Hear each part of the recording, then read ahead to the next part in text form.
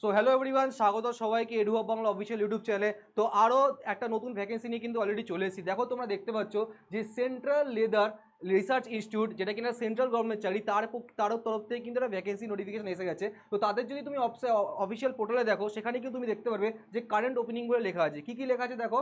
একটা হচ্ছে recruitment for the post of technician 1, যেখানে 41টা পোস্টের জন্য নিয়োগ করা হচ্ছে, এবং দ্বিতীয় হচ্ছে recruit for the technical assistant group 3, সেখানে 22খানা পোস্টের জন্য নোটিফিকেশন বা ভ্যাকেন্সি কিন্তু জারি করা হয়েছে। এবার এর ভেতরে কী জিনিস রিকোয়ারমেন্ট আছে একটু দেখে নিই।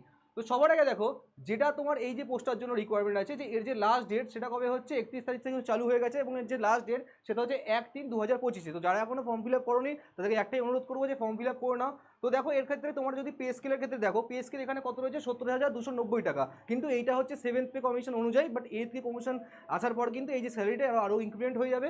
এবং এর যে আপার এজ লিমিট সেটা হচ্ছে 28 বছর অবধি। তো যাদের এজ এখন 28 বছর ক্রস করোনি তারা কিন্তু এখনো ভরতে পারো, এবং বাকি যে ক্যাটাগরি আছে তাদের ক্ষেত্রে কিন্তু এজ ক্রাইটেরিয়া তাদের নিচের হিসাবে যাবে, ঠিক আছে। তো এইটা কোন ক্ষেত্রে, টেকনিক্যাল অ্যাসিস্ট্যান্ট গ্রুপ 3 জন্য এর কটা পোস্ট অ্যাভেলেবেল আছে, 22খানা পোস্ট কিন্তু অ্যাভেলেবেল রয়েছে, ঠিক আছে। আর একটু যদি নিচে দেখি যে এখানে দেখো কী কী তোমাদের রিকোয়ারমেন্ট আছে কোয়ালিফিকেশনের ক্ষেত্রে, তোমাকে দেখতে পাচ্ছ যে বিএসসি কেমিস্ট্রি লাগবে, 60% মার্কস ওভারঅল মার্কস লাগবে, এবং বিভিন্ন যে টেকনিক্যাল পোস্টগুলো আছে তার অনুযায়ী কিন্তু বিভিন্ন কোয়ালিফিকেশন আছে। এবার আর একটা যে ভ্যাকেন্সি ছিল যেটাতে 42খানা পোস্ট ছিল, সেটা একটু দেখে নিই।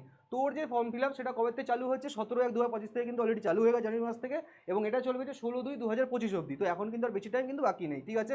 তো যারা এখনো ভরনি করে নেবে, অনলাইন মোডেই তোমাদের অ্যাপ্লিকেশন নেওয়া হবে। এর ক্ষেত্রেও যে এজ লিমিট সেটা হচ্ছে 28 বছর।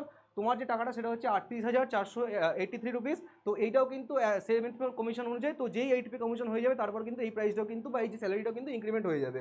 তো এর ক্ষেত্রে যে তোমার কোয়ালিফিকেশন খুব বেশি যে লাগবে তার না, 10th স্ট্যান্ডার্ড কোয়ালিফিকেশন বা আইটিআই পাস হলেও কিন্তু তোমার চলে যাবে এখানে। তো এর ক্ষেত্রে এই যে ডিটেলস নোটিফিকেশন আমরা কিন্তু পিডিএফ ফর্মে এই ভিডিও তোলা ডেসক্রিপশনে প্রোভাইড করে থাকছি।